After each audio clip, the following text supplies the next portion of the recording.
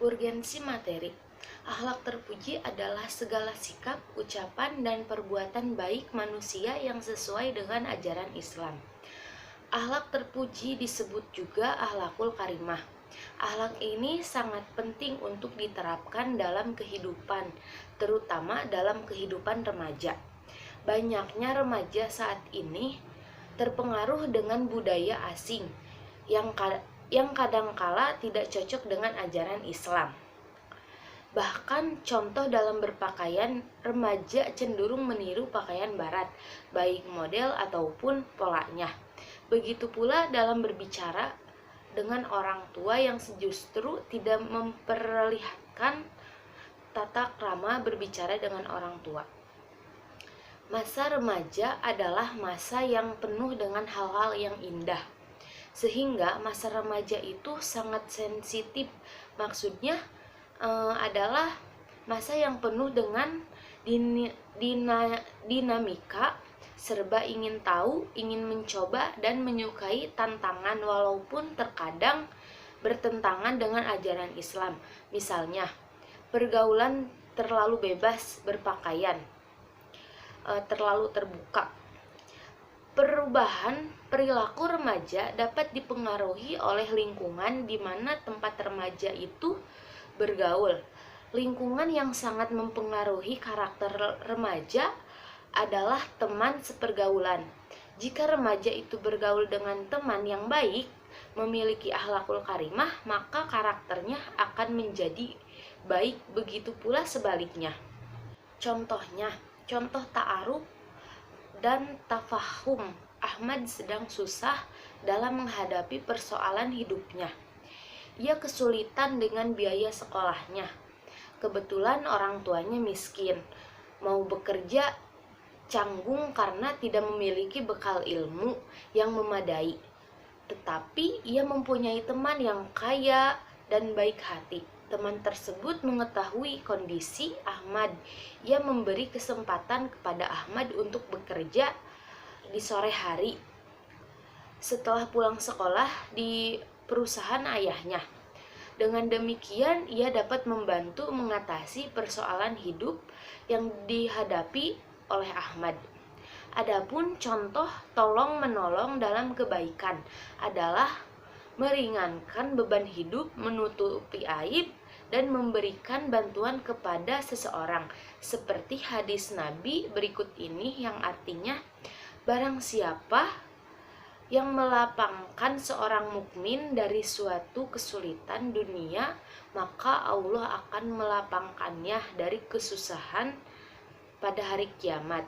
Barang siapa yang meringankan suatu penderitaan seseorang, maka Allah akan meringankan penderitaannya di dunia dan di akhirat. Dan barang siapa yang menutupi aib seorang muslim, maka Allah akan menutupi aibnya di dunia dan di akhirat. Allah akan selalu memberi pertolongan kepada seseorang selama orang tersebut suka menolong saudaranya. Hadis riwayat Abu Daud. Adapun ada beberapa perilaku individu dalam pergaulan remaja yang mengakibatkan nilai negatif dalam masyarakat, yaitu seperti ghibah atau gunjing. Ghibah atau gunjing merupakan perilaku negatif dan dilarang dalam Islam karena perbuatan itu menimbulkan hal-hal yang tidak baik, banyak menimbulkan kerugian. Ghibah dalam Islam sangat dilarang karena dampak yang ditimbulkannya amat merugikan. Di samping menimbulkan sakit hati, bahkan dapat menghancurkan tali persaudaraan. Dan ada juga namimah yang lebih dikenal dengan mengfitnah, merupakan perbuatan yang dampak negatif. Akibat perbuatan ini, tali silaturahmi dapat putus dan hancur. Keluarga yang harmonis bisa seperti ingin menghancurkan dan mencerai perbaikan hubungan silaturahim, baik secara individu maupun kelompok. Orang yang suka memfitnah biasanya memiliki sifat tidak senang melihat orang lain sukses. memiliki rasa iri hati dan merasa senang jika orang lain menderita atau gagal. Banyak kasus fitnah yang terjadi di masyarakat, rumah, sekolah, dan lingkungan di mana kita berada. Untuk itu, kita harus berhati-hati dengan kabar atau informasi yang disampaikan oleh orang lain.